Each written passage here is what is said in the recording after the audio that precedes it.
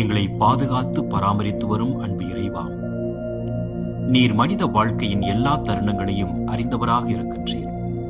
தொடக்க நூல் 30வது அதிகாரத்தில் நீர் உமது மக்களின் வாழ்க்கையில் செயல்பட்டது போல் எங்கள் குடும்பத்தின் வாழ்க்கையிலும் செயல்படும்படி உம்மை வேண்டுகிறோம்.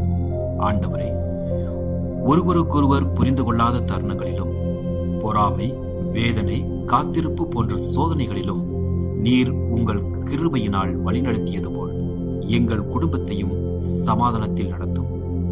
நீர் மறக்காத கடவுள். நீர் ராக்கேல் அவர்களை நினைவுகூர்ந்து ஆசீர்வதித்தது போல எங்கள் குடும்பத்தின் கண்ணீரையும் வேண்டுகளையும் நினைவுகூர்ந்தருளும். எங்கள் வீடுகளில் அன்பு வளரட்டும், பொறுமை அதிகரிக்கட்டும், ஒருவருக்கொருவர் உதவும் மனம் வளரட்டும். எங்கள் உழைப்பையும் வாழ்க்கை பயணத்தையும் நீர் ஆசீர்வதித்து யாக்கோபு வாழ்வில் வளர்ச்சி பெற்றது போல் எங்கள் குடும்பமும் உமது அருளால் வளர்ச்சியடைய செய்தருளும். எங்கள் குழந்தைகளையும் எதிர்காலத்தையும் உமது கைகளில் ஒப்படைக்கின்றோம். எங்கள் வீடு ஜெபத்தின் இல்லமாகவும் அன்பின் குடும்பமாகவும் மாற அருள் புரிவீராக. இவற்றையெல்லாம் எங்கள் ஆண்டவராகிய இயேசு கிறிஸ்துவின் இனிய நாமத்தில் ஜெபிக்கின்றோம். ஜெபம் கேளும் நல்ல பிதாவே. ஆமென்.